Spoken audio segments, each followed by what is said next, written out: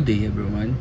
Ako nga pala si Lou Anthony Jasper Basilides Caintoy at ngayong araw ay tatalakayin natin ang dalawang karaniwang problema ng psychological research, ang sampling bias at courtesy bias.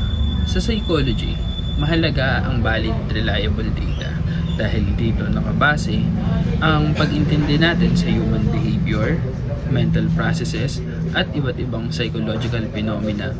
Pero kung mali ang paraan ng pagkuha ng sample o kaya hindi tapat ang sagot ng participants, maaaring masira ang kalidad ng research.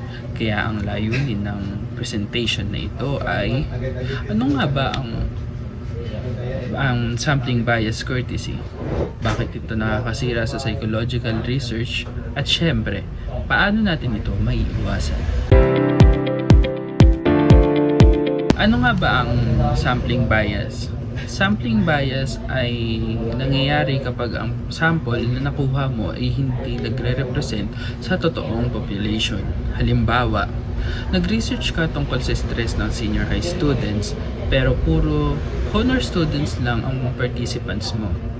Hindi kumakatawan sa lahat. Ano ang nagiging epekto nito? Nagiging hindi accurate ang conclusion, nagiging limited ang generalizability, pwedeng mag-lead sa maling interpretasyon ng behavior.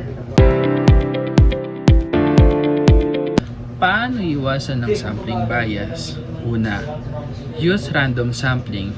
Bigyan ng pantay na chance ang lahat ng tao sa populasyon. Halimbawa, gumamit ng random number generator. Pangalawa, stratified sampling. Hatiin ang populasyon into groups. Halimbawa, gender, grades level, mga ganun. Tapos kumuha ng participant proportionally. Pangatlo, increase sample diversity. Huwag kumuha sa ilang klase lang. Halimbawa, puro babae, puro honor students, mga ganun. Pang-apat, hindi inclusion ang exclusion criteria. Tukuyin ng maayos kung sino ang kasama sa study. Panglima at last, avoid convenient sampling if possible. Ang pagkuha ng kung sino lang available ay nag-invite ng bias. Ngayon, ano naman kaya ang courtesy bias? Courtesy bias ay nangyayari kapag ang participants ay nagbibigay ng mabait o socially acceptable na sagot kaysa sa totoong nararamdaman nila.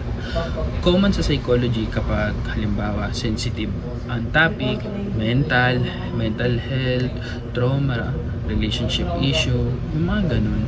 Nahihiya o ayaw masaktan ng feelings ng researcher. Pangalawa, gusto ng participant na magmukha lang mabait, acceptable socially. Example tinanong ang participants, nag-overthink ka ba madalas?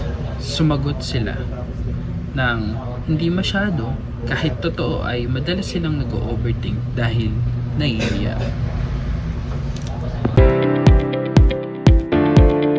Paano nga ba iwasan ng courtesy bias?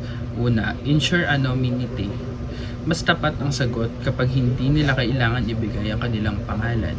Pangalawa, ensure confidentiality. Ipaliwanag na lang nang walang ibang nakakakita ng kanilang sagot. Pangatlo, use self-administrative questionnaire. Mas honest sila kapag hindi harapang sumagot. Pang-apat, neural wooding. Iwasan ng leading questions. Halimbawa, naniniwala ka bang ikaw ay mabuting anak? Paano mo ilalarawan ang relasyon mo sa pamilya? Mga ganung tanong. Panghuli at lima, build report. Kapag comfortable sila, mas nagiging honest. Pang-anim, ito pala ang huli. Use indirect or project techniques. Sa psychology, minsan gumagamit ng senaryo o indirect questions para iwasan ang pressure.